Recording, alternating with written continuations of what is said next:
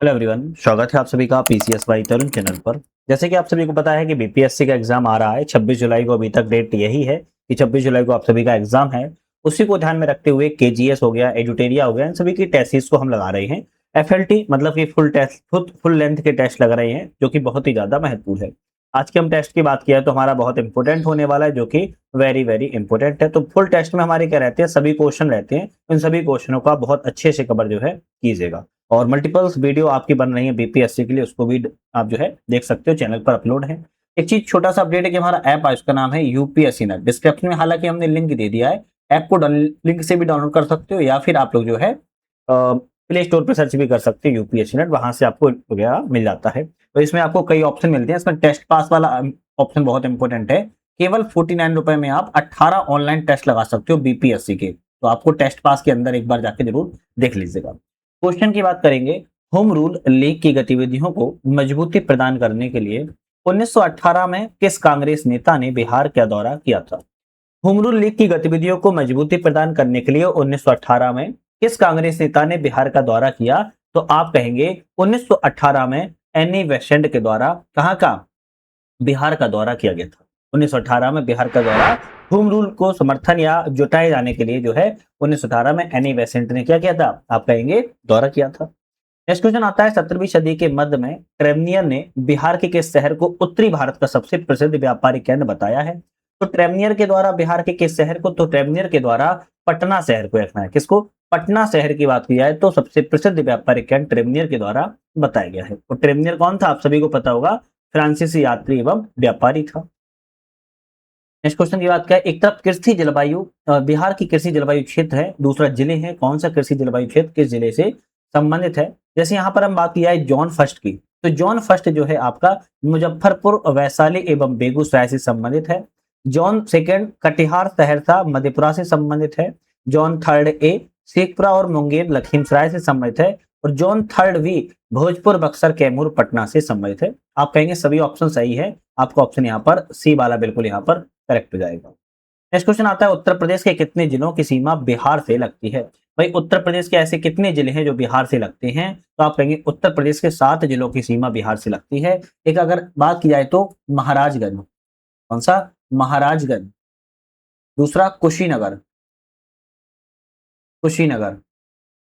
इसके बाद देवरिया, देवरिया के बाद बलिया, बलिया के बाद गाजीपुर, गाजीपुर के बाद चंदौली, चंदौली के बाद सोनभद्र। ये किसके जिले हैं? ये आप कहेंगे उत्तर प्रदेश के जिले हैं। ये किससे लगते हैं? बिहार से लगते हैं। उत्तर प्रदेश के जिले हैं, बिहार से लगते हैं, याद रखना। ठीक है, तो उत्तर प्रदेश के 7 जिले बिहार की सीमा से साझा करते हैं। 16 दिसंबर 1916 को होम रूल लीग की बिहार शाखा कहां और किसके द्वारा स्थापित की गई थी? तो कहां और किसके द्वारा? तो आप कहेंगे मौलाना मजरुल हक के द्वारा पटना में स्थापित की गई थी। डी ऑप्शन करेक्ट है। कब की गई थी? तो आप कहेंगे 1916 में की गई थी। 16 दिसंबर 1916 को होम रूल लीग की शाखा पटना में मौलाना मजरुल हक के द्वारा की गई थी। डी ऑप्शन यहाँ पर।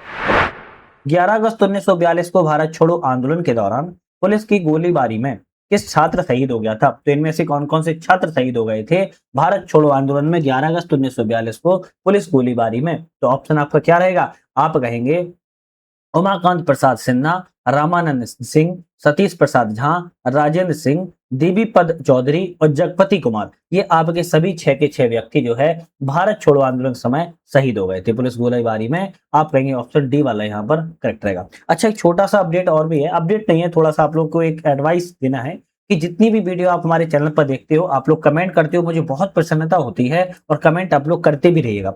लेकिन कभी कभी कमेंट जब आप लोग ये कहते हो सर क्वेश्चन नंबर इतने का सर ये गलत है, कम से कम एक बार क्रॉस चेक तो कर दिया करो। हो सकता है जो चीज आपको याद है वो गलत हो याद, है ना? या हमने गलत बता भी सकते हैं, हम भी इंसान है, गलत बता भी सकते हैं, इस बात को एक्सेप्ट करते हैं। पर हमने कई क्वेश्चनों के कमेंट ऐसे देखे हैं जो कमेंट तो किया उन्होंने, पर उन्होंने गलत कमेंट कर दिया। सर ये चीज का ये हो सकता था, ये चीज का ये है सर। बहुत सारे कमेंट तो ऐसे हैं, पहले खुद पढ़ लो फिर पढ़ाओ। तो थोड़ा सा पहले खुद चेक कर लो, अगर क्रॉस चेक करोगे ना, गलती होगी मैं खुद आपसे सॉरी बोल दूंगा और कह दूंगा हाँ सही है कि मैंने गलती की है। कम से कम एक बार क्रॉस चेक करके आंसर कमेंट जो है किया करें। बाकी कमेंट करो, मुझे कोई प्रॉब्लम नहीं है। खैर, क्वेश्चन पे लौटते हैं। किसने कहा कि यह कहना अतिशयोक्ति नहीं होगी कि सदियों तक बिहार का इतिहास असल में भारत का ही विस्तृत इतिहास रहा है। और यह बात किसके द्वारा, डॉक्टर राजेंद्र प्रसाद के द्वारा कही गई थी कि इसमें कोई भी अतिशयोक्ति नहीं है, सदियों तक बिहार का इतिहास असल में भारत का ही एक बड़ा इतिहास के रूप में जाना जाता था। दर्रे और नदियां हैं, कौन सी दर्रे किस नदी के कितने उगम सही है। जैसे बात की जाए सोमेश्वर दर्रा, सोमेश्वर दर्रा की बात किया तो तिरुपानी नदी पर है ना, तिरुपानी नदी सम्मिलित है। भीकना थोरी दर्रे की बात किया है तो कोड़ी नदी से संबंधित है। और मारबत दर्रे की बात किया तो हरहा नदी से संबंधित है। ऑप्शन कहेंगे केवल यहाँ पर एक ही युग्म सही है, बाकी युग्म जो गलत हो सकते थे वो मैंने आपको बता दिए।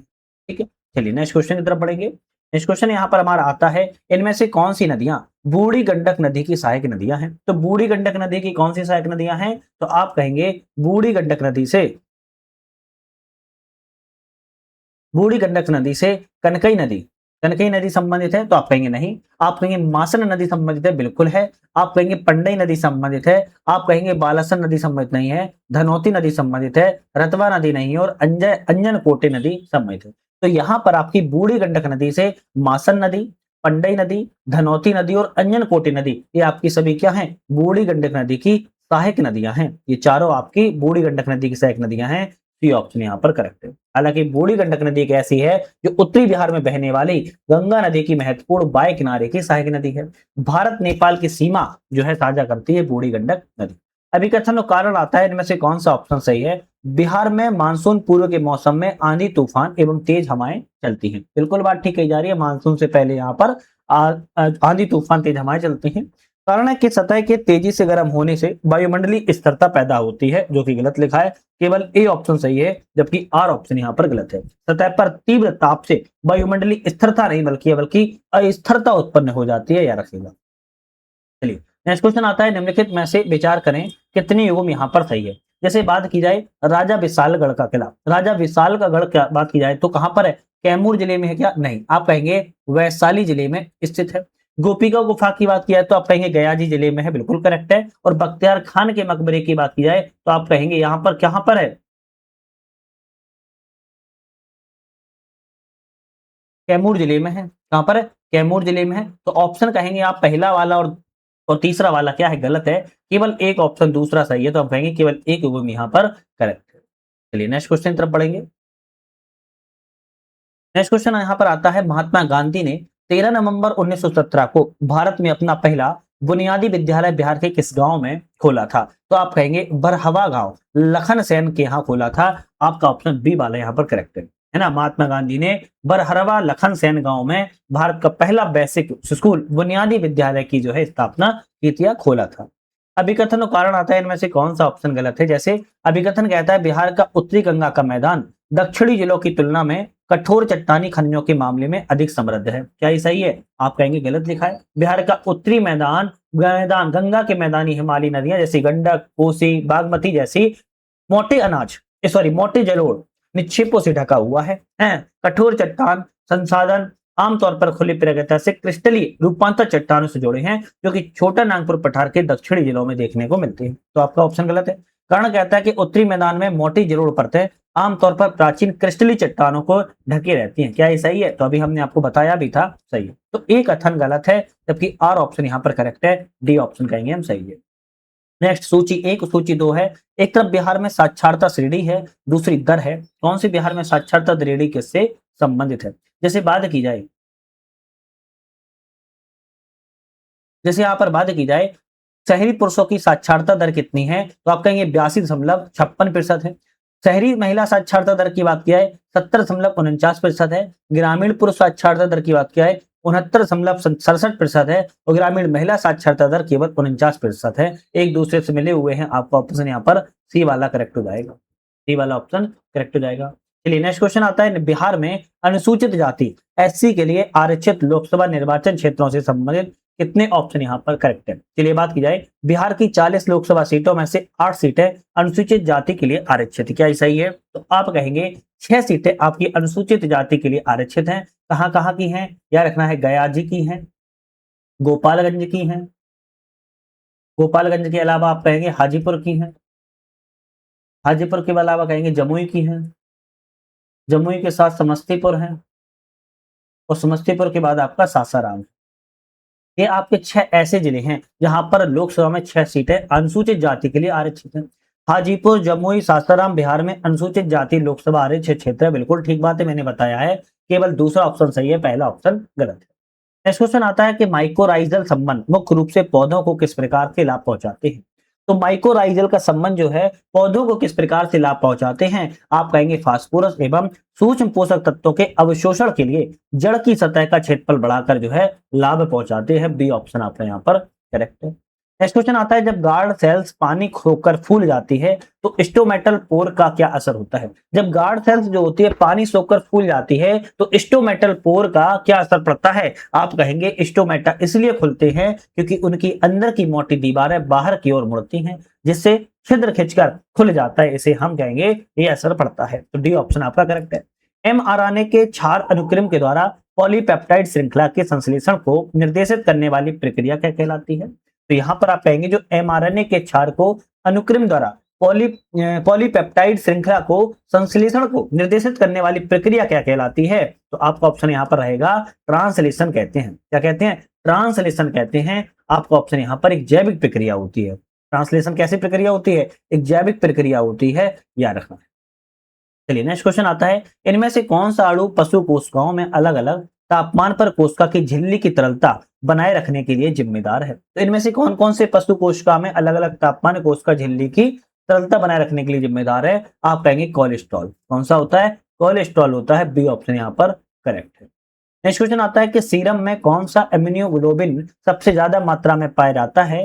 टीकाकरण के बाद लंबे समय तक सुरक्षा देने वाली इम्यूनिटी के मुख्य हिस्से का निर्माण करती है। तो यहाँ पर कहेंगे आईजीजी। क्या होता है, आईजीजी जो होता है आपका हीमोग्लोबिन जी को दर्शाता है। मानव रक्त सीरम में पाए जाने वाला सबसे प्रचुर मात्रा में एंटीबॉडी होता है, रखना है, और जो कि सभी परिसंचारी एंटीबॉडी का लगभग 75 से 80% हिस्सा जो है बनाता है। नेक्स्ट क्वेश्चन है कि एक विषाणु जो अपनी आनुवंशिक सामग्री को परिपोषी के जीनोम में समाहित कर देता है, वर्षों तक सुप्त मतलब कि निष्क्रिय अवस्था में बना रहता है, उसे किस अवस्था में माना जाता है, आप कहेंगे लाइसोजेनिक अवस्था में माना जाता है। एक विषाणु है जो कि अपनी आनुवंशिक सामग्री को परिपोषी जीनोम में समाहित कर लेगा और वर्षों तक सुप्त मतलब कि निष्क्रिय अवस्था में बना रहेगा, और इस अवस्था को लाइसोजेनिक अवस्था जो है कहा जाता है। नेक्स्ट क्वेश्चन आता है कि शरीर की तनाव प्रतिक्रिया के दौरान अधिवृक्क मज्जा द्वारा कौन से हार्मोन स्रावित होते हैं, तो आप कहेंगे एड्रेनालिन हार्मोन्स। कौन से, एड्रेनालिन हार्मोन्स ऐसे हार्मोन्स होते हैं जो शरीर की तनाव प्रक्रिया के दौरान अधिवृक्क मज्जा के द्वारा हार्मोन्स जो है आपके स्रावित होने लगते हैं, जिसे एड्रेनालिन आपके जो है आपके हार्मोन्स कहा जाता है। निम्नलिखित में से कौन सा प्राकृतिक रूप से पाए जाने वाला पॉलीमर है। प्राकृतिक रूप से कौन सा पॉलीमर पाया जाता है, आप कहेंगे सेल्यूलोज। सेल्यूलोज जो होता है प्राकृतिक रूप से पाया जाता है इन सब की अपेक्षा, है ना, इन सब की अपेक्षा जो है प्राकृतिक रूप से सेल्यूलोज पॉलीमर पाया जाता है। ए ऑप्शन करेक्ट है। नेक्स्ट क्वेश्चन आता है, बहुत ज्यादा एसिड वाले खाद्य पदार्थों को टिन की परत वाले डिब्बों में लंबे समय तक क्यों नहीं रखा जाता है। जो बहुत ज्यादा एसिड वाले खाद्य पदार्थ होते हैं उनको टिन की परत में बहुत ज्यादा लंबे समय तक नहीं रखा जाता है। टिन खाने में घुल सकता है और सुरक्षित सीमा से ज्यादा हो सकता है, इसीलिए इनको लंबे समय तक नहीं रखा जाता है। इंडियम टिन ऑक्साइड जिसे आईटीओ कहते हैं, वह कौन सी बड़ी कमी है जिसके कारण वैकल्पिक पारदर्शी कंडक्टरों की खोज शुरू हुई है। तो इंडियम टिन ऑक्साइड वह कौन सी बड़ी कमी है जिसके कारण वैकल्पिक पारदर्शी कंडक्टरों की खोज शुरू हुई है, आप कहेंगे इंडियम दुर्लभ और महंगा है, जिसे आईटीओ महंगा हो जाता है। बी ऑप्शन आपका यहाँ पर करेक्ट है ना, बी ऑप्शन करेक्ट है। फ्लोरोसेंस एवं फास्फोरेसेंस के बीच मुख्य अंतर क्या है। अच्छा, एडुटेरिया का जो करंट अफेयर्स आता है ना, मैंने दोनों आपके लगा दिया है, आपके एमसीक्यू लगा दिए जिसमें आपके प्रैक्टिस सेट 11 थे, प्रैक्टिस सेट 11 लगा दिए हैं, और वन लाइनर भी आपकी जो है जल्दी 1-2 दिन में आपकी जो है आ जाएगी, उसको भी जो है आप लोग जरूर देखते रहिएगा। तो आपकी करंट अफेयर्स कौन सी है, एडुटेरिया को हम लगा चुके हैं।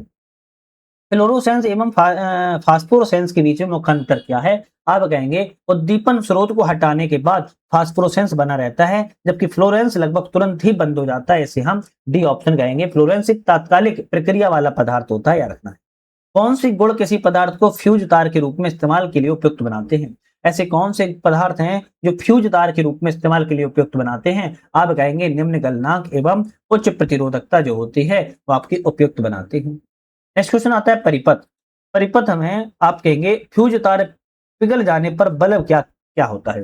तो परिपथ में फ्यूज तार अगर पिघल जाते पर बल्ब का क्या होता है, तो आप कहेंगे बल्ब का क्या हो जाएगा, आप कहेंगे परिपथ टूट जाने के कारण बल्ब बुझ जाता है। अब ये तो थोड़ा सा दिमाग लगाओगे समझ में आ जाएगा। फ्यूज एक सुरक्षा उपकरण के रूप तरह काम करता है ना, फ्यूज एक सुरक्षा उपकरण की तरह जो है कार्य करता है, याद रखना है। नेक्स्ट क्वेश्चन आता है यहाँ पर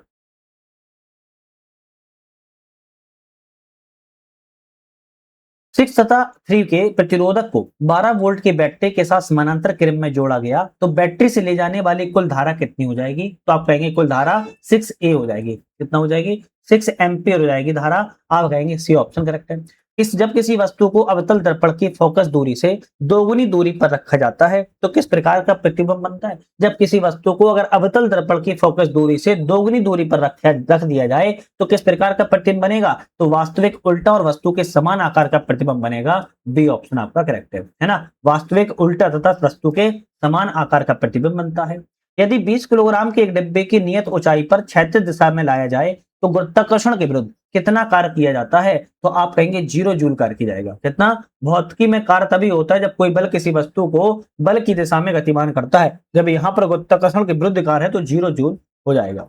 दोलन के दौरान पेंडुलम का गोला अपने सबसे निचले बिंदु तक पर पहुंचता है, उसकी ऊर्जा की स्थिति क्या कहलाती है। भाई दोलन के दौरान पेंडुलम का गोला अपने सबसे निचले बिंदु पर पहुंचता है, उसकी ऊर्जा की स्थिति क्या कहलाएगी, तो आप कहेंगे गतिज ऊर्जा अधिकतम होती है तथा स्थितिज ऊर्जा न्यूनतम हो जाएगी। सी ऑप्शन यहाँ पर करेक्ट हो जाएगा। गतिज ऊर्जा अधिकतम होगी और स्थितिज ऊर्जा न्यूनतम हो जाएगी। सी ऑप्शन यहाँ पर करेक्ट हो जाएगा।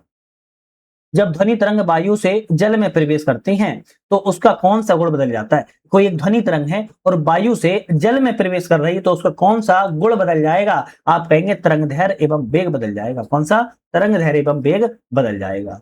यदि एक पंप प्रति मिनट 500 लीटर पानी को 10 मीटर की ऊंचाई तक उठाता है तो पंप की शक्ति कितनी होगी। कोई अगर पंप है प्रति मिनट 500 लीटर पानी को 10 मीटर की ऊंचाई पर उठा रहा है तो पंप की जो शक्ति होगी 833 वाट हो जाएगी। आपका ऑप्शन कहेंगे बी ऑप्शन करेक्ट है ना, बी ऑप्शन करेक्ट है। नेक्स्ट क्वेश्चन आता है यदि 1500 किलोग्राम द्रव्यमान वाली कार के इंजन के द्वारा 4500 नोट बल लगाया जाता है तो घर्षण एन बल से गति का विरोध करता है तो कार का त्वरण कितना हो जाएगा, तो आप कहेंगे 2m⁻² हो जाएगा। यहाँ पर आपका बी ऑप्शन करेक्ट है ना। चलिए नेक्स्ट आता है कि एक खुरदरी क्षैतिज सतह पर 5 ms के नियत वेग से चल रहे एक ब्लॉक पर लगाया गया बाह्य बल अचानक हटा दिया जाता है। अब ब्लॉक के साथ क्या होगा, कोई एक बल लग रहा था लेकिन उसको अचानक से बल को हटा दिया जाए तो क्या हो जाएगा, तो गतिज घर्षण के कारण उसकी गति धीरे धीरे कम होगी और अंततः यह रुक जाएगी। यही कारण है, यह कारण देखने को मिलेगा क्योंकि न्यूटन के प्रथम गति के नियम के अनुसार कोई वस्तु तब तक समान वेग से गतिमान करेगी जब तक उस पर कोई असंतुलित बाह्य बल कार्य न करे। जब उस पर बल ही हट जाएगा तो वह कार्य नहीं कर पाएगी, रुक जाएगी। भारत के ballistic missile defence system BMD कार्यक्रम के चरण 2 के अंतर्गत डीआरडीओ के द्वारा किन इंटरसेप्टरों का सफल परीक्षण किया गया था, तो आप कहेंगे डीआरडीओ के द्वारा AD-1 का और AD-2 का इंटरसेप्टर का सफल परीक्षण किया गया था। यहाँ पर आपका ए ऑप्शन बहुत इंपोर्टेंट है और वेरी इंपोर्टेंट है, याद रखना है ना। तो आपके डीआरडीओ ने बैलिस्टिक मिसाइल डिफेंस सिस्टम के अंतर्गत जो है AD-1 और AD-2 का जो है सफल प्रयोग किया हुआ था। गगनयान जीवन मानव रहित मिशन के अंतर्गत निम्न पृथ्वी कक्षा में चालक दल प्रणालियों के महत्वपूर्ण मापदंडों का सटीक परीक्षण के लिए किस मानव रूपी ह्यूमनाइड रोबोट को भेजा जाएगा, तो आप कहेंगे व्योम मित्र नाम से रोबोट को भेजा जाएगा। ए ऑप्शन करेक्ट है और ये कई बार आपने सुना भी होगा, याद रखना है। नेक्स्ट क्वेश्चन आता है वर्ष 2025 में ऑपरेशन सिंदूर के दौरान तैनात डीआरडीओ द्वारा विकसित इलेक्ट्रॉनिक वारफेयर सिस्टम शक्ति का मुख्य कार्य क्या था। शक्ति जैमिंग के माध्यम से शत्रु के रडार एवं संचार प्रणालियों को बाधित करना, ये इनका जो है शक्ति का कार्य था। इलेक्ट्रॉनिक वॉरफेयर सिस्टम के माध्यम से जिसे शक्ति नाम दिया गया था। प्रोजेक्ट कुशा के संबंध में बताना है कौन सा कथन सही है। प्रोजेक्ट कुशा के बारे में तो आप कहेंगे इसका उद्देश्य स्वदेशी रूप से लंबी दूरी की वायुरक्षा प्रणालियों का विकास करना है, ठीक है। इसका विकास डीआरडीओ के द्वारा किया गया है, ठीक बात है। और यह एक उद्देश्य विमान, मिसाइल और ड्रोन अवरोधित कार्य करता है। आपका ऑप्शन यहाँ पर कहेंगे यहाँ पर सही है। चलिए नेक्स्ट क्वेश्चन की बात कर लेते हैं। QRSAM के संबंध में कौन सा सही है। QRSAM के संबंध में कौन सा सही है, तो आप कहेंगे यहाँ पर QRS के संबंध में गतिशील सैन्य संचालनों को मोबाइल वायुरक्षा कवच प्रदान करने के लिए डिजाइन किया गया है। है ना, क्या है, एक चलते फिरते लगातार काम करने को इसको जाना जाता है। इसका विकास डीआरडीओ एवं बीईएल के द्वारा किया गया है, मतलब कि Bharat dynamics limited, Bharat electronic limited और रक्षा अनुसंधान विकास संगठन के द्वारा किया गया, करेक्ट है। और यह एक साथ अनेक हवाई लक्ष्यों को भेजने में भी सक्षम है। तो एक साथ यह कई आपके जो है हवाई लक्ष्यों को भेजने में सक्षम है, आप कहेंगे करेक्ट है। तो यहाँ पर भी आपका ऑप्शन सही है। नेक्स्ट क्वेश्चन आता हुआ है, कौन सा क्वांटम यांत्रिक परिघटना है जिसमें कोई कण संभावित ऊर्जा अविरोध की ऊंचाई से कम गतिज ऊर्जा होने के बावजूद उसको पार कर सकता है? भाई ऐसा कौन सा क्वांटम यांत्रिक परिघटना है? तो आपका ऑप्शन रहेगा क्वांटम टनलिंग। क्या है? क्वांटम टनलिंग है जो कोई कण संभावित ऊर्जा अवरोध की ऊंचाई से कम गतिज ऊर्जा होने के बावजूद उसको पार कर सकता है। इसे क्वांटम टनलिंग के रूप में जाना जाता है।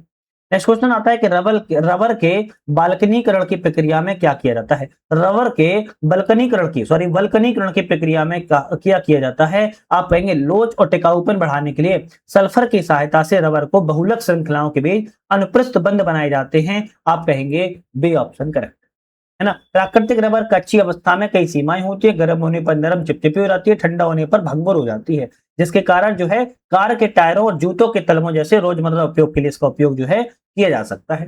प्रकाश उत्सर्जक डायोड एलईडी में प्रकाश उत्सर्जन के सिद्धांत के कारण होता है। तो आपका ऑप्शन रहेगा विद्युत दीप्त आपके उत्सर्जन के सिद्धांत के कारण होता है ना। प्रकाश उत्सर्जक डायोड में प्रकाश जो होता है विद्युत दीप्त के कारण होता है। नेक्स्ट क्वेश्चन आता है कि स्पष्ट प्रतिध्वनि इको सुनाई देने के लिए किस व्यक्ति या परावर्तक सतह के बीच कम से कम कितनी दूरी होनी चाहिए? स्पष्ट प्रतिध्वनि सुनाई देने के लिए एक किसी व्यक्ति और परावर्तक सतह के बीच कम से कम जो है दूरी होनी चाहिए, वो 17 मीटर की दूरी होनी चाहिए। कितनी? 17 मीटर की दूरी जो है होनी चाहिए। सी ऑप्शन करेक्ट है। नेक्स्ट क्वेश्चन की बात कर लेते हैं, प्रमुख महाजनपद के रूप में मगध के उदय के संबंध पर विचार करें। कौन से ऑप्शन यहाँ पर करेक्ट है?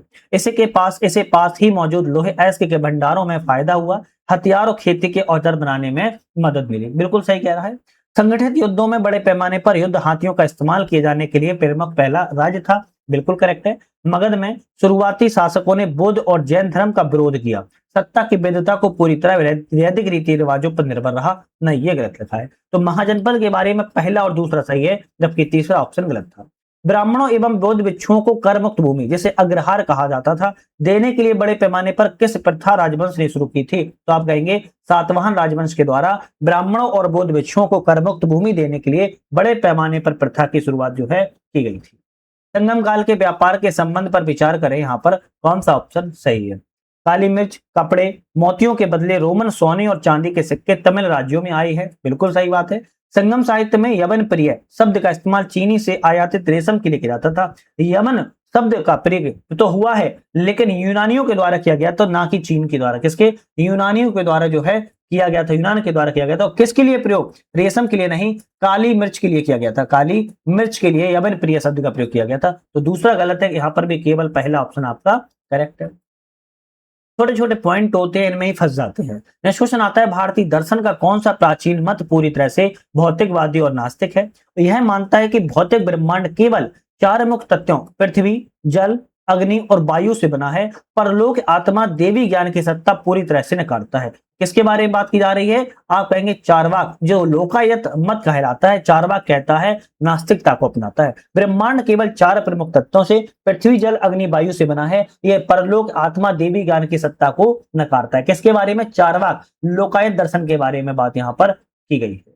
नेक्स्ट क्वेश्चन आता है, हड़प्पा सभ्यता के कच्चे माल और प्राथमिक स्रोत को प्रमुख स्रोत को यहाँ पे कौन सा ऑप्शन यहाँ पर सही है? जैसे लाजवर्ण की बात की जाए, सतुघरी कहा जाता था उत्तरी अफगानिस्तान में, ये तो सही लिखा है।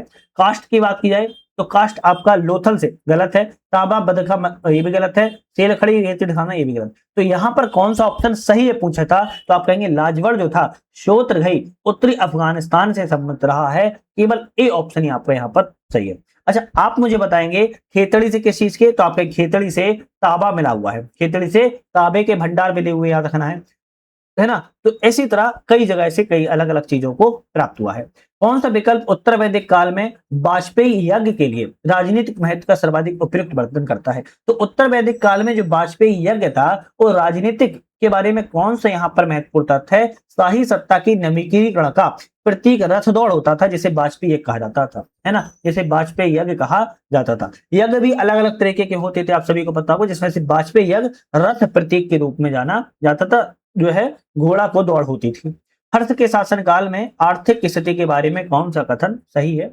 तो इसमें शहरी केंद्रों में गिरावट और ग्रामीण अर्थव्यवस्था के स्थानीकरण में वृद्धि देखने को मिलती है हर्ष के शासनकाल में। सी ऑप्शन आपका करेक्ट है। इतिहासकारों ने हर्ष के शासनकाल को 606 से लेकर 647 तक ईस्वी के शासनकाल को कहा। चलिए नेक्स्ट क्वेश्चन की बात कर लेते हैं। नेक्स्ट क्वेश्चन आता है कि शुरुआती बौद्ध संगतियों एवं संप्रदायों के बारे में कौन सा कथन सही है? शुरुआती दौर में बौद्ध संगति और संप्रदायों के बारे में कौन सा ऑप्शन करेक्ट है? बौद्ध संघ में पहला बड़ा विभाजन वैशाली में आयोजित दूसरी बौद्ध संगति के दौरान किया गया था। बिल्कुल बात ठीक है। महासांघिकों ने बुद्ध के देवी स्वरूप के विचार को बढ़ावा दिया, बाद में महायान बौद्ध धर्म को प्रभावित किया। ये भी करेक्ट है। आप कहेंगे दोनों ऑप्शन सही है, क्योंकि आप सभी को पता होगा महायान में देवी रूप में सामने आ गए थे। दोनों ऑप्शन करेक्ट है। अक्टूबर 1724 के मुगल दरबार में किस प्रधानमंत्री वजीर के चले जाने को ऐतिहासिक रूप से साम्राज्य से निष्ठा और सदाचार के पलायन का प्रतीक माना जाता है? आप कहेंगे वहां कहेंगे निजाम उल मुल्क। निजाम उल मुल्क के चले जाने पर जो है आपके साम्राज्य से निष्ठा सदाचार के पालन का प्रतीक जो है माना गया था। क्या रखिएगा। सामाजिक सुधारों के द्वारा अपने विचारों को फैलाने के लिए किस तरीके का आमतौर पर इस्तेमाल नहीं किया जाता था? जो सामाजिक सुधार थे उन सुधारों को फैलाया जाता था, लेकिन एक ऐसा भी विचार था जो नहीं अपनाया जाता था। तो आप कहेंगे भारतीय भाषाओं का प्रसार था। बिल्कुल। उपन्यास नाटक भी किया जाता था, प्रेस सेना में भी किया जाता था, रियासतों के द्वारा शाही जारी घोषणा ये आपका प्रयोग नहीं किया जाता था सामाजिक सुधारों के लिए। तो डी ऑप्शन आप कहेंगे गलत है। नेक्स्ट क्वेश्चन आता है कौन सा नेता विभाजन विरोधी आंदोलन शुरुआती नरमपंथी चरण रूप में जुड़ा हुआ था? नरमपंथी उदारवादी के रूप में विभाजन विरोधी में से कौन सा इनमें से व्यक्ति जुड़े हुए थे? आपका ऑप्शन रहेगा सुरेंद्र नाथ बनर्जी। कौन जुड़े थे? सुरेंद्र नाथ बनर्जी जो थे आपके नरमपंथी चरण से जुड़े थे। सी ऑप्शन आपका करेक्ट है। नेक्स्ट क्वेश्चन आता है कि इंडियन नेशनल कांग्रेस की ब्रिटिश कमेटी ने 1890 में कौन सा जर्नल शुरू किया था? तो कौन सा जर्नल शुरू किया? इंडिया नाम से ही जर्नल शुरू किया था। ए ऑप्शन यहाँ पर करेक्ट है।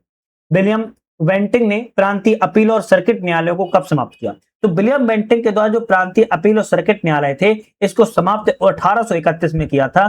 सी ऑप्शन आपका करेक्ट है। विलियम बेंटिंग के कार्यकाल की बात की है 1828 से लेके 1835 तक इनका कार्यकाल रहा है, जिसमें 1831 में इन्होंने प्रांतीय अपील और सर्किट न्यायालयों को समाप्त कर दिया था। नेक्स्ट क्वेश्चन आता है भारत में होम रूल आंदोलन का उदय मुख्य रूप से किन कारकों से प्रभावित हुआ? तो आप कहेंगे प्रथम विश्व युद्ध एवं उसका आर्थिक जो प्रभाव था वही होम रूल आंदोलन के आपके प्रभावित रहा है उदय के लिए, है ना। 1916 में हुआ था, सभी को पता होगा। लखनऊ एकता से पैदा हुई राजनीतिक उत्साह के प्रत्यक्ष परिणाम के तौर पर जुलाई 1918 में ब्रिटिश सरकार ने किस बड़े संवैधानिक ढांचे की घोषणा की थी? तो मॉन्टेग्यू चेम्सफोर्ड सुधार, है ना। मॉन्टेग्यू चेम्सफोर्ड सुधार जुलाई 1918 में प्रकाशित हुआ था और यह इसे भारत सरकार अधिनियम 1919 भी कहा जाता है या आधार माना जाता है। और यहीं से प्रांतों में द्वैध शासन की शुरुआत मानी जाती है। प्रांतों में द्वैध शासन की शुरुआत कहेंगे चेम्सफोर्ड सुधार से ही मानी जाती है। रोलेक्ट एक्ट विरोधी आंदोलन पर विचार करें, निम्नलिखित में से कौन सा ऑप्शन करेक्ट है? तो रोलेक्ट एक्ट विरोधी आंदोलन के बारे में कौन सा सही है? रोलेक्ट एक्ट विरोधी आंदोलन ने महात्मा गांधी के नेतृत्व में एक व्यापक जन आधारित राष्ट्रीय आंदोलन की प्रारंभिक संगठित लामबंदी को चिन्हित किया था। बिल्कुल बात कहेंगे। रोलेक्ट एक्ट 1919 से संबंधित है। असहयोग आंदोलन को औपनिवेशिक पुलिस की कार्रवाइयों का मुकाबला करने के लिए एक हिंसक रक्षात्मक उपाय के रूप में तैयार किया गया था। तो आप कहेंगे ये गलत है ना। अहिंसक असहयोग आंदोलन था, ना कि हिंसक था। तो अहिंसक आंदोलन था। कैसा था? अहिंसक था, जिसमें हिंसा की बात कहीं भी नहीं की गई थी। तो केवल पहला सही है, जबकि दूसरा ऑप्शन यहाँ पर गलत है। नेक्स्ट क्वेश्चन आता है प्रथम विश्व युद्ध के दौरान प्रमुख राष्ट्रवादी मुस्लिम नेताओं के द्वारा प्रकाशित किन वैचारिक पत्रिकाओं को औपनिवेशिक सरकार ने प्रतिबंधित कर दिया था? तो आप कहेंगे अल हिलाल और कॉमरेड पत्रिकाओं को क्या कर दिया था? औपनिवेशिक सरकार ने प्रतिबंधित कर दिया था। अल हिलाल और कॉमरेड दोनों ही मुस्लिम पत्रिकाएं थी और प्रथम विश्व युद्ध के दौरान सरकार के द्वारा प्रतिबंधित कर दी गई थी। बी ऑप्शन आपका यहाँ पर करेक्ट है। कौन सा मुगल सम्राट प्रकृति में सूक्ष्म अवलोकन और चित्रकला के प्रति अपनी विशेष रुचि के लिए प्रसिद्ध है? तो जहांगीर प्रसिद्ध है। कौन सा? जहांगीर प्रसिद्ध है। जहांगीर का अगर टाइम पीरियड की बात किया है 1605 से लेके 1627 तक का जहांगीर का टाइम पीरियड रहा है। नागपुर अधिवेशन 1920 के संगठनात्मक परिवर्तनों के संबंध पर विचार करें, कौन सा ऑप्शन यहाँ पर गलत है? गलत कौन सा है? प्रांतीय कांग्रेस समितियों का पुनर्गठन व्यवस्थित रूप से स्थानीय भाषाओं के आधार पर किया गया, ये तो सही लिखा है। कांग्रेस के वार्षिक सदस्य शुल्क को घटाकर 4 आना कर दिया गया था, ये भी करेक्ट लिखा है। तो आप कहेंगे असत्य कथन कौन सा है? तो ना तो पहला गलत है ना ही दूसरा, दोनों ऑप्शन आपके नागपुर अधिवेशन के बारे में सही है। कौन सी सैन्य रणनीति छत्रपति शिवाजी की सर्वाधिक निकटता से संबंधित है? तो गुरिल्ला युद्ध एवं छापामार जो युद्ध नीति थी वो शिवाजी की सबसे ज्यादा आप कहेंगे प्रमुख थी, या कहेंगे सबसे ज्यादा मानी जाती है प्रमुख। तो आपका सी ऑप्शन यहाँ पर करेक्ट है। नेक्स्ट क्वेश्चन की बात करेंगे, चंपारण में जांच के दौरान महात्मा गांधी के साथ कौन से राष्ट्रवादी नेता थे? आप यहां पर कहेंगे बाबू राजेंद्र प्रसाद। कौन थे? बाबू राजेंद्र प्रसाद चंपारण में गांधी जी के जांच में राष्ट्रवादी नेता थे। चंपारण आंदोलन की बात किया, चंपारण जांच की बात किया 1917 से संबंधित है। रोलेट एक्ट के विरुद्ध आंदोलन के नेतृत्व करने के लिए महात्मा गांधी ने किस संगठन की स्थापना की थी? रोलेट एक्ट के विरुद्ध में आंदोलन का नेतृत्व करने के लिए महात्मा गांधी के द्वारा सत्याग्रह सभा की स्थापना की गई थी। यहाँ पर बी ऑप्शन आपका करेक्ट है, सत्याग्रह सभा की स्थापना की गई थी। असहयोग एवं खिलाफत आंदोलन जो 1920 से 22 के दौरान हुए, यहाँ पर शैक्षणिक संस्थागत ढांचे के संबंध पर कौन सा ऑप्शन करेक्ट है? तो यहाँ पर बात की जाए तो जामिया मिलिया इस्लामिया की स्थापना मूल रूप से खिलाफत आंदोलन के दौरान अलीगढ़ में की गई थी, बिल्कुल सही है। आचार्य नरेंद्र देव तथा डॉक्टर जाकिर हुसैन जैसे प्रख्यात शिक्षाविद राष्ट्रीय शिक्षक के रूप में कार्यरत थे, ये भी करेक्ट है। तो आप कहेंगे दोनों ऑप्शन सही है, सी वाला यहाँ पर सही है। इस प्रमुख स्वराज्यवादी नेता पर रिस्पॉन्सिविस्ट गुट ने हिंदू विरोधी होने और गौ हत्या का समर्थन करने का आरोप लगाया था? ऑप्शन कहेंगे मोतीलाल नेहरू जी के द्वारा लगाया गया था, डी ऑप्शन यहाँ पर सही है ना, डी ऑप्शन सही है, मोतीलाल नेहरू जी के द्वारा लगाया गया था। नो चेंजर के संबंध में ऑप्शन कौन सा गलत है? नो चेंजर के बारे में कौन सा गलत है? तो उसका मत था कि व्यापक सविनय अवज्ञा आंदोलन को पुनर्जीवित करने के लिए रचनात्मक कार्य आवश्यक पूर्व शर्त है, बिल्कुल बात ठीक है। उन्होंने विधान परिषदों में प्रवेश का विरोध करते हुए तर्क दिया कि संसदीय राजनीति राष्ट्रीय आंदोलन के भीतर गुटबाजी को बढ़ावा दे सकती है। नो चेंजर के बारे में दोनों ऑप्शन सही है। पूछा है कौन सा गलत है, तो हम कहेंगे ना तो पहला गलत है ना ही दूसरा ऑप्शन यहाँ पर गलत है, क्योंकि दोनों ऑप्शन सही है।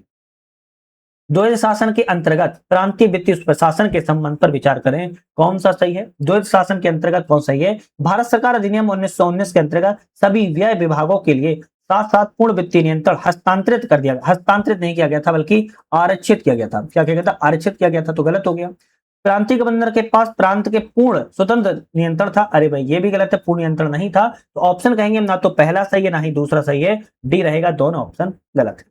विजयी मित्रों राष्ट्रों ने उपनिवेशों के लिए राष्ट्रीय आत्मनिर्णय के अपने युद्धकालीन वादों से खुले रूप से किस अंतरराष्ट्रीय सम्मेलन में विश्वासघात किया था? तो आप कहेंगे कहां पर किया गया था? पेरिस शांति सम्मेलन में विश्वासघात किया था, सी ऑप्शन करेक्ट।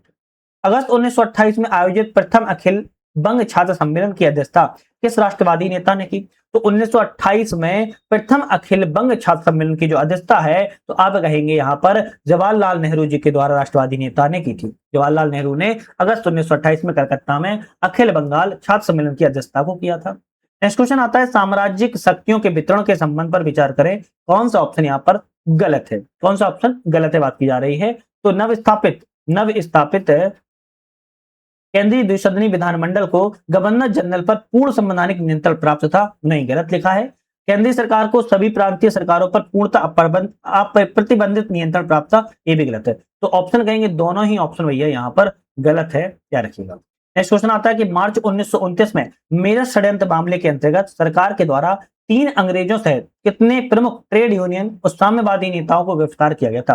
3 प्रमुख ट्रेड यूनियन और साम्राज्यवादी नेताओं को गिरफ्तार किया गया था। तो ऑप्शन कहेंगे कितने नेताओं को? तो आप कहेंगे अंग्रेजों सहित यहाँ पर 31 नेताओं को गिरफ्तार किया गया था। कितने? 31 ट्रेड यूनियन एवं कम्युनिस्ट नेताओं को गिरफ्तार किया गया था, जिसमें से 3 अंग्रेज भी शामिल थे।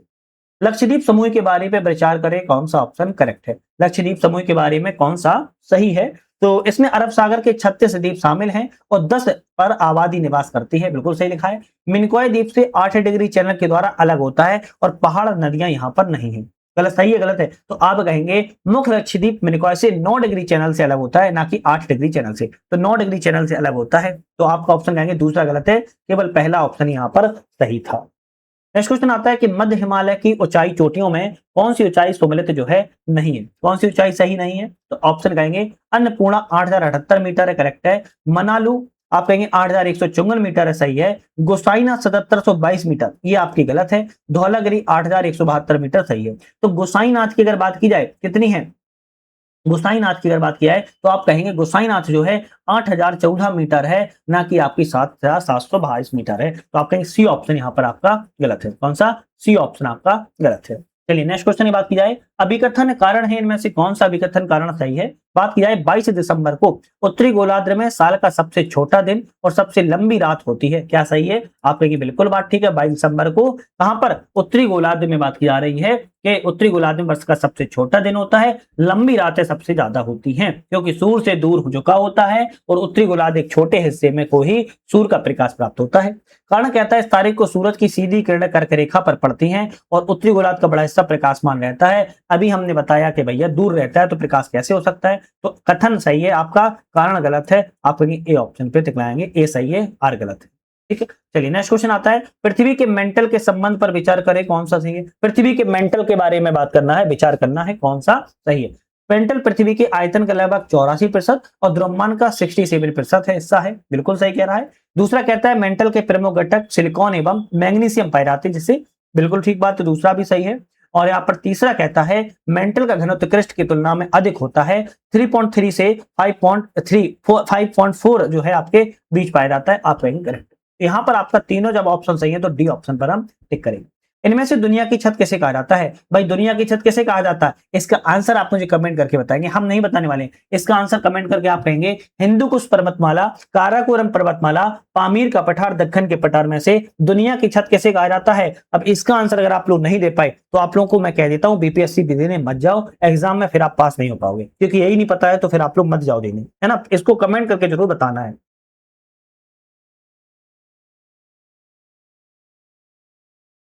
नेक्स्ट क्वेश्चन आता है, सड़कों के गड्ढों के संबंध पर कौन सा कथन सही है? सड़कों के गड्ढों के संबंध में कौन सा सही है? पॉल हॉल चट्टानी नदी तल में कंकड़ पत्थर और बड़े पत्थरों के घूमने से बनने वाले गोल गड्ढे होते हैं। क्या सही है? आप कहेंगे जिन्हें जल गर्ते का पॉट हॉल कहते हैं, बिल्कुल बात ठीक है। पॉट हॉल का बनना मुख्य रूप से गड्ढे की दीवारों पर होने वाले पार्श्व अपरदन का परिणाम होता है। क्या सही है? आप कहेंगे भैया गलत लिखा है ना। तीसरा कहता है कंकड़ों के लगातार घूमने से पॉटहोल गहराई और चौड़ाई दोनों में बड़े हो जाते हैं। आप कहेंगे बिल्कुल सही है, क्योंकि उतला गड्ढा बन जाता है। तो पहला और तीसरा यहां पर सही है, जबकि दूसरा ऑप्शन यहां पर सड़कों के गड्ढों के बारे में गलत है।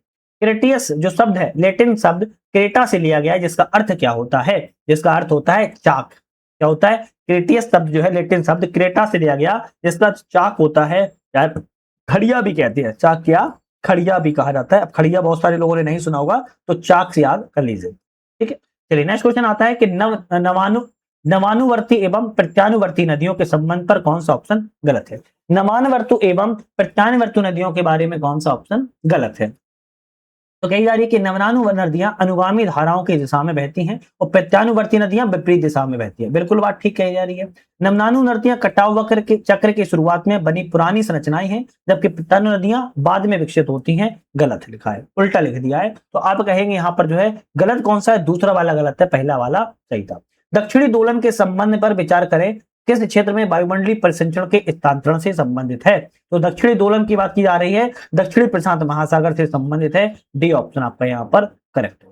दक्षिणी दोलन आपके दक्षिणी प्रशांत महासागर से संबंधित है। नेक्स्ट क्वेश्चन आता है, समानांतर जल अपवाह प्रणाली के संबंध पर ऑप्शन कौन सा सही है? समानांतर जल अपवाह प्रणाली के बारे में कौन सा सही है? तो समानांतर अपवाह तंत्र की विशेषता होती है कि नदियां एक केंद्रीय ऊंचे क्षेत्र से बाहर की ओर अरी रूप में बहती हैं। क्या सही लिखा है? आप कहीं गलत है। केंद्रीय उच्च भूमि से बाहर की ओर बहने वाली नदियां अरी अपवाह प्रतिरूप का निर्माण करती हैं, न कि समानांतर प्रतिरूप का निर्माण करती हैं। तो ये गलत हो गया। राजस्थान की चंबल, बनास, काली सिंध नदियां भारत के समानांतर जल अपवाह प्रणाली के बेहतर उदाहरण है। तो आपका ऑप्शन रहेगा गलत, क्योंकि चंबल, बनास, काली सिंध नदियां यमुना गंगा अपवाह तंत्र का हिस्सा है, समानांतर अपवाह का उदाहरण नहीं है। आपका ऑप्शन ये भी गलत है। तो आप कहेंगे ना तो पहला सही है, ना ही दूसरा ऑप्शन यहाँ पर सही, सॉरी डी वाला हो जाएगा, माफी चाहता हूँ, डी वाला हो जाएगा। दोनों ऑप्शन आपके यहाँ पर गलत है, कोई भी ऑप्शन आपका सही यहाँ पर नहीं है। नेक्स्ट क्वेश्चन आता है कि अलग अलग तूफानों के मिलने से बना कम से कम 6 घंटे तक रहने वाला एक बड़ा व्यवस्थित संवहनी तंत्र क्या कहलाता है? तो अलग अलग तूफानों से मिलने से बना कम से कम 6 घंटों तक रहने वाला एक बड़ा व्यवस्थित संवहनी तंत्र क्या कहलाता है? आप कहेंगे मेसो स्केल संवहनी कॉम्प्लेक्स कहा जाएगा। ए ऑप्शन करेक्ट है। तो एमसीसी कहा जाता है, ऑप्शन यहाँ पर ए सही है। बायो एक्यूमुलेशन के संबंध पर कौन सा ऑप्शन सही है? बायो एक्यूमुलेशन के बारे में कौन सही है? यह सबसे निचले पोषी स्तर पर मौजूद जीवों में भी हो सकता है, सीधे आसपास के वातावरण से ग्रहण करते हैं, सही है। इसकी कृमिक पोषी स्तरों पर प्रदूषकों की सघनता में लगातार वृद्धि होती नहीं होती है, ऑप्शन केवल सही एक रहेगा, सही, दूसरा वाला गलत है। नेक्स्ट ऑप्शन आता है, किस शहर को सिटी ऑफ ड्रीमिंग स्पाइरस कहा जाता है? सिटी ऑफ ड्रीमिंग स्पाइरस किसे कहते हैं? आप कहेंगे ऑक्सफोर्ड को कहते हैं। किसको? ऑक्सफोर्ड को कहा जाता है, और ऑप्शन यहाँ पर बी वाला सही है। बाराटांग द्वीप मध्य अंडमान द्वीप में निम्नलिखित में से किस जलडमरू मध्य के द्वारा अलग होता है? बाराटांग द्वीप जो है मध्य अंडमान द्वीप से किस जलडमरू मध्य के द्वारा अलग होता है? आप कहेंगे होम फ्रे स्टेट के द्वारा अलग होता है। किसके? होम फ्रेज स्टेट के द्वारा अलग होता है। हरियाणा राजस्थान सीमा पर दोसी पहाड़ी को किस प्रकार के जलवायु मुखी के रूप में वर्गीकृत किया जाता है या किया गया है? आप कहेंगे मृत ज्वालामुखी के रूप में वर्गीकृत किया गया है, बी ऑप्शन करेक्ट है। कहां पर है? हरियाणा राजस्थान बॉर्डर पर, जो अरावली वाली रेंज है ना, यहीं पर आपका बना हुआ है। संविधान के 21 आर्टिकल 21 के बारे में विचार करें, कौन सा सही है? संविधान के अनुच्छेद 21 के बारे में कौन सा ऑप्शन सही है? तो नागरिकों को तथा गैर नागरिकों को दोनों को उपलब्ध होते हैं, सही है। मेनका गांधी मामले में निर्णय ने इसके दायरे को उल्लेखनीय विस्तार किया था, करेक्ट है। राष्ट्रीय आपातकाल के दौरान इसे निलंबित किया जा सकता है, आप कहेंगे सही है, नहीं है, गलत है। केवल 20 और 21 को निलंबित नहीं किया जाएगा, वो भी 44 से संविधान संशोधन किया गया था, कहेंगे पहला और दूसरा सही है, जबकि तीसरा ऑप्शन यहाँ पर गलत है। राष्ट्रीय आपातकाल के दौरान इसे निलंबित नहीं किया जा सकता है। नेक्स्ट क्वेश्चन आता है कि संविधान निर्माताओं ने राष्ट्रपति शासन प्रणाली की अपेक्षा संसदीय शासन प्रणाली को प्राथमिकता दी, बिल्कुल बात ठीक कह रहा है।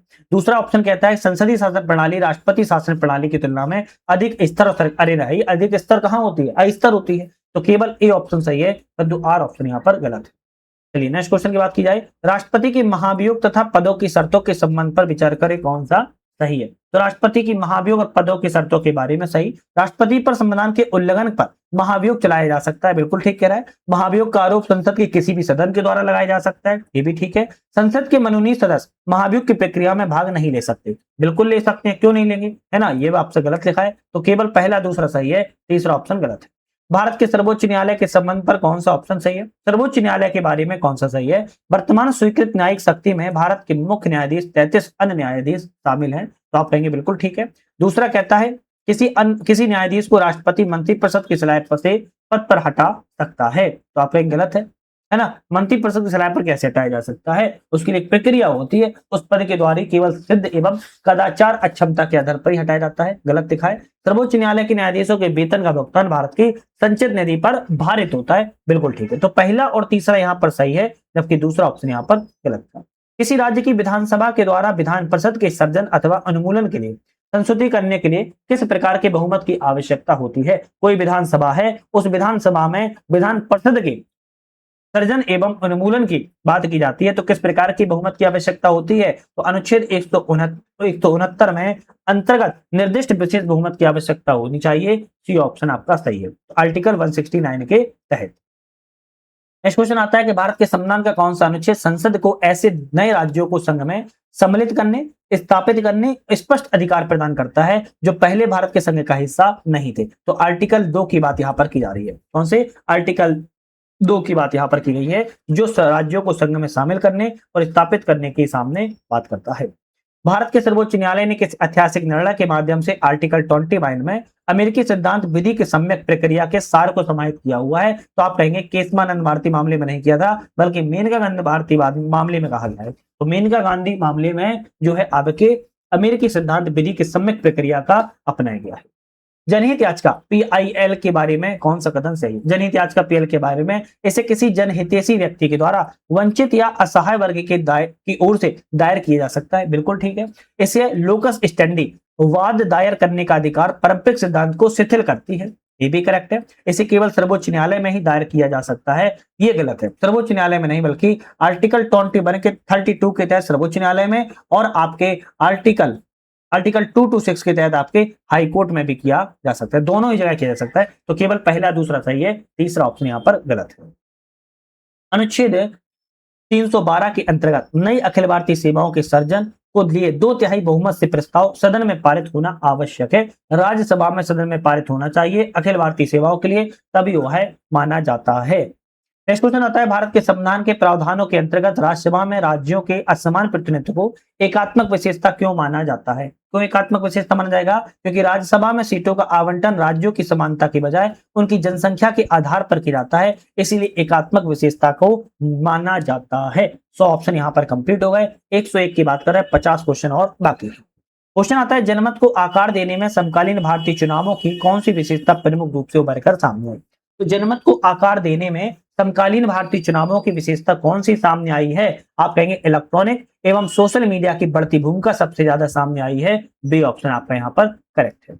भारत की विदेश नीति के संबंध पर विचार करें, कौन सा सही है? तो भारत की विदेश नीति के बारे में, गुट निरपेक्षता का अर्थ शीत युद्ध के दौरान सैन्य गुटों से दूर रहना था। बिल्कुल ठीक है। भारत की परमाणु नीति पहले इस्तेमाल ना करने, नो फर्स्ट यूज के सिद्धांत पर कार्य करती है। ये भी करेक्ट है। लुक वेस्ट नीति का संबंध मध्य एशिया के साथ है। तो लुक वेस्ट नीति का संबंध जो है पश्चिमी एशिया के साथ है, ना कि मध्य एशिया के साथ। ऑप्शन कहेंगे गलत है। तो यहाँ पर ऑप्शन जो है आपका केवल पहला दूसरा सही है, तीसरा गलत है। भारत और बांग्लादेश के बीच में क्षेत्रीय एनक्लेव के आदान प्रदान लागू करने के लिए 2015 में संवैधानिक संशोधन अधिनियम पारित किया गया था। कौन सा? तो 100वां संवैधानिक संशोधन अधिनियम पारित किया गया था। यहां पर आप कहेंगे ए ऑप्शन करेक्ट है। नेक्स्ट क्वेश्चन आता है कि 42वें संविधान संशोधन के द्वारा जोड़े गए नीति निर्देशों में कौन सा शामिल है? तो 42वें संविधान संशोधन में कुछ आपके आर्टिकल जोड़े गए थे। कौन कौन शामिल है? समान न्याय का मुफ्त कानूनी सहायता, आर्टिकल आप कहेंगे 39A जोड़ा गया था, सही है। उद्योगों के प्रबंधन में श्रमिकों की भागीदारी, आर्टिकल आपका 43A जोड़ा गया था, ये भी सही है। फिर आपका पर्यावरण से की सुरक्षा और सुधार, ये आपके आर्टिकल 48A जोड़ा गया था, ये भी करेक्ट है। नागरिकों के लिए समान नागरिक संगठन सुनिश्चित करना, ये नहीं जोड़ा गया था। तो आप कहेंगे देखो 39A, 43A और 48A आपके ये सब 42वें संविधान संशोधन के तहत नीति DPSP में जोड़े गए थे। तो 1, 2, 3 सही है, चौथा ऑप्शन गलत है। इनमें से किसे संविधान के मूल ढांचे का हिस्सा माना जाता है? संविधान के मूल ढांचे का हिस्सा कैसे माना जाएगा? न्यायिक समीक्षा को माना जाता है। फिर इसके बाद संविधान का संघीय स्वरूप को माना जाता है, स्वतंत्र निष्पक्ष चुनाव को माना जाता है, संपत्ति के अधिकार को नहीं माना जाता। तो 1, 2, 3 सही है। नेक्स्ट आता है, कौन सा सूचकांक जलवायु परिवर्तन से होने वाली दिक्कतों के प्रति किसी देश के संवेदनशीलता और तैयारी को मापता है? तो कौन मापेगा? NDGAIN कंट्री सूचकांक मानता है। आप कहेंगे यहाँ पर जो है बी ऑप्शन सही है। कौन सा? बी ऑप्शन करेक्ट है। ट्रेड एंड डेवलपमेंट रिपोर्ट 25 में बताए गए भारत का व्यापार विविधता स्कोर है। तो ट्रेड एंड डेवलपमेंट रिपोर्ट बताए गए भारत का व्यापार विविधता स्कोर कितना है? आप कहेंगे अंकटाड द्वारा इसकी रिपोर्ट जारी की जाती है। अंकटाड ने सभी ग्लोबल नॉर्थ अर्थव्यवस्थाओं से अधिक माना है। आपका ऑप्शन कहेंगे सी ऑप्शन करेक्ट है ना। अंकटाड के द्वारा ट्रेड एंड डेवलपमेंट रिपोर्ट के अनुसार भारत का जो है व्यापार सभी ग्लोबल नॉर्थ अर्थव्यवस्थाओं से अधिक है। सी ऑप्शन करेक्ट है। नेक्स्ट क्वेश्चन आता है कि व्यापार संतुलन BOT के संबंध पर कौन सा ऑप्शन सही है? व्यापार संतुलन के बारे में कौन सा सही है? तो माल के व्यापार संतुलन की गणना माल के निर्यात में से माल के आयात को घटाकर की जाती है। क्या सही है? आप कहेंगे बिल्कुल ठीक है। सेवाओं के व्यापार संतुलन की गणना सेवाओं के निर्यात में से सेवाओं के आयात को घटाकर की जाती है। ये भी करेक्ट है। तो आप कहेंगे यहाँ पर सी ऑप्शन रहेगा। दोनों ऑप्शन यहाँ पर आपके करेक्ट है। कौन से हैं? दोनों ऑप्शन यहाँ पर आपके सही है। नेक्स्ट क्वेश्चन आता है, व्यक्तिगत आय की गणना करते समय राष्ट्रीय आय में किसे जोड़ा जाता है? तो व्यक्तिगत आय की गणना करते समय जो राष्ट्रीय आय में जोड़ा जाता है, परिवारों को किया गया भुगतान हस्तांतरण को भी जोड़ा जाता है। सी ऑप्शन आपके यहाँ पर करेक्ट है। कुल आय के मापन के संबंध पर विचार करें, कौन सा ऑप्शन सही है? कुल आय के मापन के बारे में, अंतिम उत्पादन कुल व्यय अंतिम उत्पादन कुल मूल्य के बराबर होता है। बिल्कुल ठीक लिखा है। कुल आय में परिवारों को मिलने वाली मजदूरी, किराया, ब्याज, मुनाफा नहीं, ये शामिल नहीं होता है। केवल पहला सही है, अंतिम उत्पादन का कुल व्यय और अंतिम उत्पादन के कुल मूल्य के बराबर होता है। इसको कुल आय के मापन में जोड़ा जाता है। अप्रैल 2025 से फरवरी 2026 के मध्य भारत के विदेशी व्यापार आंकड़ों के अनुसार भारत के प्रमुख निर्यात क्षेत्रों में से किस क्षेत्र ने साल दर साल सबसे तेज वृद्धि दर्ज की है?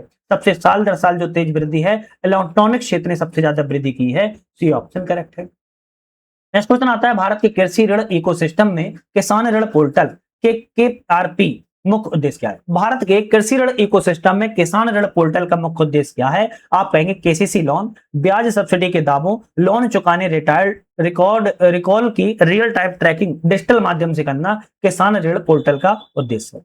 PLFS की 2025 की सालाना रिपोर्ट के अनुसार श्रम बल भागीदारी दर LFBR पुरुषों और महिलाओं के बीच कितना अंतर था? श्रम बल में महिलाओं को शामिल ना होने का सबसे ज्यादा बताया गया है, कारण क्या है? तो श्रम बल में महिलाओं को ना शामिल होना 39.1% अंकों का अंतर है। बच्चों की देखभाल और गृह गृहस्थी की जिम्मेदारी निभाना, ये महिलाओं को शामिल ना होना, ये सबसे बड़ा अंतर बताया गया है।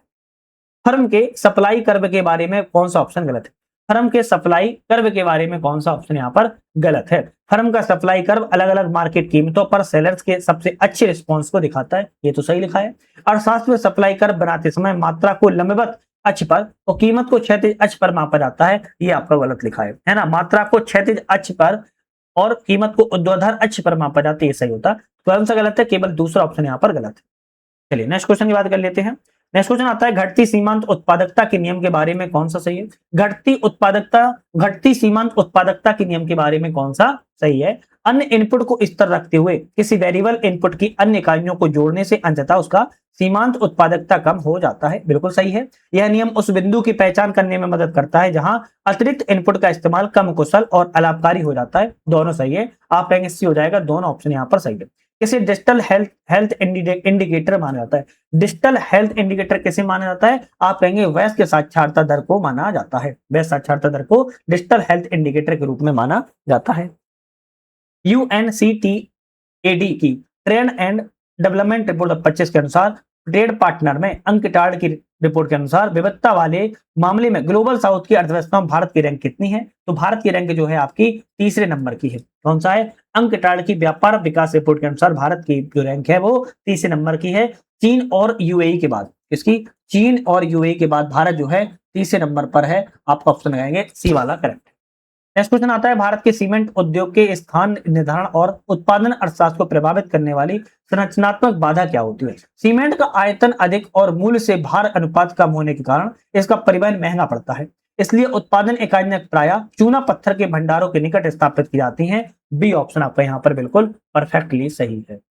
नेक्स्ट क्वेश्चन आता है कि उत्पादन आधारित प्रोत्साहन PLI योजना के अंतर्गत निर्माताओं को मुख्य रूप से किस प्रदर्शन मानदंड के आधार पर प्रोत्साहन प्रदान किया जाता है? तो निर्धारित आधार वर्ष की तुलना में भारत में निर्मित उत्पादों की वृद्धिशील बिक्री के आधार पर इन्हें जो है प्रोत्साहन प्रदान किया जाता है। सी ऑप्शन आपका करेक्ट है।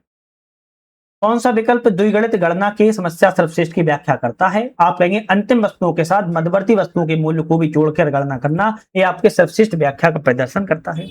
आपका नेक्स्ट क्वेश्चन आता है कथन और कारण है, इनमें से कौन सा ऑप्शन सही है? दियारा क्षेत्र विशेष रूप से मानसूनी उतार चढ़ाव के प्रति संवेदनशील होते हैं, सही लिखा है। ये क्षेत्र सक्रिय नदी बाढ़ों मैदानों में स्थिर होते हैं और नदियों के तार्किक प्रवाह और व्यवहार से प्रभावित होते हैं, सही है। आपका ऑप्शन रहेगा ए वाला। AR दोनों सही है और उसकी व्याख्या भी सही है कर रहा है। नेक्स्ट क्वेश्चन आता है तख्त श्री पटना साहिब के संबंध पर विचार करें, कौन सा सही है?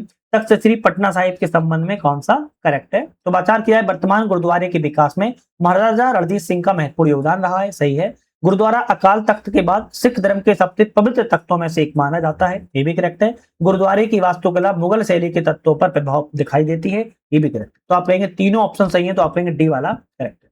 एक तरफ जलाशय और बांध है और एक तरफ स्थान है, कौन सा जलाशय किस स्थान पर स्थित है? तो यहाँ पर बात की जाए जलाशय और स्थान के बारे में, दुर्गावती जलाशय कहां पर है? कैमूर रोहतास में है, सही है। कुंडा घाट जलाशय जमुई में है, बिल्कुल करेक्ट है। मोरबी जलाशय लखीमसराय में है स्थित है, ये भी सही है। और ओढ़नी बांध बांका जिले में करेक्ट है। तो आप कहेंगे सभी सही है, आप कहेंगे यहाँ पर सभी उगम यहाँ पर करेक्ट है। नेक्स्ट क्वेश्चन आता है जल जीवन हरियाली मिशन के संबंध पर विचार करें, कौन सा ऑप्शन करेक्ट है? कौन सी बात कर रहा है? जल जीवन हरियाली मिशन के बारे में कौन सा सही है? तो सही बात किया है, बिहार सरकार ने 2 अक्टूबर 2024 को इसको लॉन्च किया था। तो बिहार सरकार के द्वारा 2 अक्टूबर 2019 को इसको लॉन्च किया गया था, ना कि 2024 को। यह मिशन केवल दक्षिणी बिहार के सूखा प्रवण जिलों में लागू हुआ था। तो यह मिशन जो है बिहार के आप कहेंगे 38 जिलों में लागू किया गया था, है ना। अब ये 38 जिले आपके दक्षिणी बिहार में तो केवल है नहीं, तो आप कहेंगे दोनों ऑप्शन यहाँ पर गलत है। तो ना तो पहला सही है, ना ही दूसरा ऑप्शन यहाँ पर सही है। दोनों ऑप्शन क्या है? गलत है। बिहार विधानसभा के संबंध पर विचार कीजिए, कौन सा ऑप्शन यहाँ पर करेक्ट है? बिहार विधानसभा के बारे में कौन सा सही है? बिहार विधानसभा ने 7 फरवरी 2026 को अपना 105वां स्थापना दिवस मनाया, करेक्ट है। यह समारोह 1921 में आयोजित बिहार की प्रथम विधायी बैठक की स्मृति में मनाया गया, ये भी करेक्ट है। राष्ट्रीय ई विधान एप्लीकेशन का शुभारंभ बिहार विधानसभा में गिरिराज सिंह के द्वारा किया गया, सही है। आप कहेंगे इसका आपका जो है लोकसभा अध्यक्ष ओम बिरला ने किया था। लोकसभा के अध्यक्ष किसने? ओम बिरला के द्वारा इसका जो है आपका शुभारंभ किया गया था। तीसरा गलत है, केवल पहला दूसरा ही सही है। बिहार की नित्या पांडे का चयन एशियाई मुक्केबाजी अंडर 15 अंडर 17 चैंपियनशिप 2026 में भारत का प्रतिनिधित्व करने के लिए किस भार वर्ग में इनका जो है प्रतिनिधित्व करने के लिए किस भार वर्ग में किया गया है? तो आपका ऑप्शन रहेगा इनका 52 से 55 किलोग्राम भार के लिए इनको जो है चुनाव किया गया है और बिहार के औरंगाबाद जिले की है संबंधित है। कथन और कारण अध्ययन में से कौन सा कथन कारण सही है? शुष्क पर्णपाती सालबन दक्षिण बिहार के कुछ भागों की प्रमुख विशेषता है, सही है। कैमूर, रोहतास, गया, जमुई, बांका जिलों में तराई क्षेत्र की तुलना में अधिक वर्षा होती है, गलत है। ये तराई बेल्ट में नहीं आते। ऑप्शन कहेंगे पहला सही है, जबकि आर ऑप्शन यहाँ पर गलत है। चलिए नेक्स्ट क्वेश्चन आता है कि 33वें CII उत्कृष्टता शिखर सम्मेलन में किसे 2025 का CII क्वालिटी रत्न पुरस्कार प्रदान किया गया था? तो किसको दिया गया है? आप कहेंगे वेणु श्रीनिवासन को दिया गया था। आपका ऑप्शन ए वाला करेक्ट है। नेक्स्ट क्वेश्चन आता है भारतीय बीमा निवेश विदेशी निवेश संशोधन नियम 2025 में बीमा क्षेत्र में विदेशी निवेश को किस अधिकतम स्वीकार सीमा के अनुरूप किया हुआ है? ऑप्शन कहेंगे 100% किया हुआ है। तो बीमा में विदेशी निवेश 100% कर दिया गया है। डी ऑप्शन करेक्ट है। हाल ही में लॉन्च किए गए ब्लू वर्ल्ड ब्लॉक 2 सैटेलाइट ने इसरो के LBM-3 रॉकेट के लिए कौन सी उपलब्धि को हासिल किया हुआ है? आप कहेंगे LBM-3 की छठी ऑपरेशनल फ्लाइट को क्या हुआ है? हासिल किया हुआ है। सी ऑप्शन यहाँ पर करेक्ट है। नेक्स्ट क्वेश्चन आता है भारत के प्रथम पूर्णतः पेपरलेस जिला न्यायालय का उद्घाटन किस स्थान पर किया गया? पेपरलेस जिला न्यायालय का जो उद्घाटन है कहां पर किया गया? कल्लेपेट्टा वायनाड जिले में किया गया। बी ऑप्शन आपका यहाँ पर करेक्ट है। बी ऑप्शन यहाँ पर करेक्ट है। नेक्स्ट क्वेश्चन आता है क्रिएटर्स कॉर्नर के संबंध में कौन सा ऑप्शन गलत है? क्रिएटर्स कॉर्नर के बारे में कौन सा ऑप्शन गलत है? इसका शुभारंभ प्रेस सूचना ब्यूरो के द्वारा किया गया, भाई गलत है। इसका शुभारंभ जो है भारत के लोक सेवा प्रसारक के द्वारा किया गया था, प्रसार भारती के द्वारा किया गया था। किसके? प्रसार भारती के द्वारा किया गया था, ना कि प्रेस सूचना के द्वारा। गलत हो गया। भारत भर के डिजिटल नव रचनाकारों के द्वारा तैयार की गई सामग्री को प्रदर्शित करने के लिए समर्पित मंच है, सही है। यह मंच सामग्री प्रसारण DD पर, भी गलत है। तो केवल आपका दूसरा वाला यहाँ पर कौन सा असत्य है? असत्य पूछा है तो पहला और तीसरा ऑप्शन यहाँ पर गलत है, जबकि दूसरा ऑप्शन सही था। हाल ही में चर्चा में रहा चैलेंजर 150 पहल किससे संबंधित है? चैलेंजर 150 पहल की बात की जा रही है तो गहरे समुद्र तल की पारिस्थितिक तंत्र पर अनुसंधान करने से चैलेंजर 150 पहल को संबंधित है। IQ air world air quality report 2025 के अनुसार किसको दुनिया के सबसे स्वच्छ शहर के रूप में पहचाना गया है? दुनिया का सबसे स्वच्छ शहर कौन सा है? दक्षिण अफ्रीका का है। कौन सा है? न्यूडलविक है ना, न्यूवो उडलविल है, ऐसा कुछ समथिंग शहर का नाम है, जो कि दक्षिण अफ्रीका का सबसे स्वच्छ शहर जो है बताया गया है। नेक्स्ट क्वेश्चन आता है हाल ही में चर्चा में रहा मसाकी साकीवारा प्रतिष्ठित सम्मान किसे दिया गया? मसाकी कासीवारा को कौन सा सम्मान से नवाजा गया है? तो एबेल पुरस्कार से नवाजा गया है। डी ऑप्शन करेक्ट है। नेक्स्ट क्वेश्चन की बात की जाए तो हाल ही में चर्चा में रहा साउल लीडरशिप कॉन्क्लेव का उद्घाटन प्रधानमंत्री मोदी ने कहां पर किया था? तो आपके भारत मंडपम नई दिल्ली में किया था। बी ऑप्शन करेक्ट है। इसी तरह नेक्स्ट क्वेश्चन है 2025 का जस्टिन ट्रूडो ने कनाडा के प्रधानमंत्री कौन बने? जस्टिन ट्रूडो के बाद कनाडा के प्रधानमंत्री कौन बने? आप कहेंगे मार्क कार्नी बने हैं। कौन बने हैं? जस्टिन ट्रूडो के बाद मार्क कार्नी बने हुए हैं। बुल्गारिया के द्वारा यूरो को अपनी आधिकारिक मुद्रा के रूप में अपनाने के बाद यूरो क्षेत्र कौन सा सदस्य बन गया है? तो यूरो क्षेत्र का यह 21वां सदस्य देश बन गया है। आपका सी ऑप्शन करेक्ट है। हाल ही में किस बैंक ने भारत का पूर्णतः digital foreign portfolio investor license जारी किया हुआ है? आप कहेंगे कोटक महिंद्रा बैंक के द्वारा जारी किया गया है। डी ऑप्शन करेक्ट है। नेक्स्ट क्वेश्चन आता है भारत की पहली international cycling road race Pune grand tour 2026 हाल ही में किसे गुडविल एम्बेसडर नियुक्त किया गया है? तो गुडविल एम्बेसडर महेंद्र सिंह धोनी जी को नियुक्त किया गया है। बी ऑप्शन यहाँ पर करेक्ट है। कौन सा? बी ऑप्शन करेक्ट है। तो हमने अभी तक अपने 140 क्वेश्चनों को लगाया हुआ है। अच्छा, अब आप लोग सोच रहे होंगे सर 10 क्वेश्चन क्यों छोड़ दिए? क्योंकि आपके टोटल 150 क्वेश्चन आते हैं, है ना, बीपीएससी में, जिसमें से आपके 140 क्वेश्चन आते हैं जीएस से और 10 क्वेश्चन आते हैं आपके सीसेट से। अब सीसेट वाले जो प्रत्येक टेस्ट क्वेश्चन छोड़े जा रहे हैं इनको हम प्रॉपर 2 से 3 वीडियो में कवर कर लेंगे, है ना। 10-12 तारीख के बाद आना स्टार्ट हो जाएंगे, उसको जरूर एक बार देख लीजिए। बाकी हमारा ऐप आ चुका है यूपीएससी नेट नाम से, डिस्क्रिप्शन में हमने ऐप की लिंक दे दिया है, वहां से डाउनलोड कर सकते हो या फिर सर्च भी कर सकते हो यूपीएससी नेट। वहां पर मल्टीपल कोर्सेज मल्टीपल टेस्ट वगैरह चल रही हैं, उनको आप लोग जरूर एक बार ज्वाइन करके देख लीजिएगा। आपको कोई भी चीज को डाउट हो आप कॉल वगैरह भी कर सकते हो। तो आज ही इसमें आप करेंगे, नेक्स्ट वीडियो पर मुलाकात करेंगे, तब तक के लिए धन्यवाद।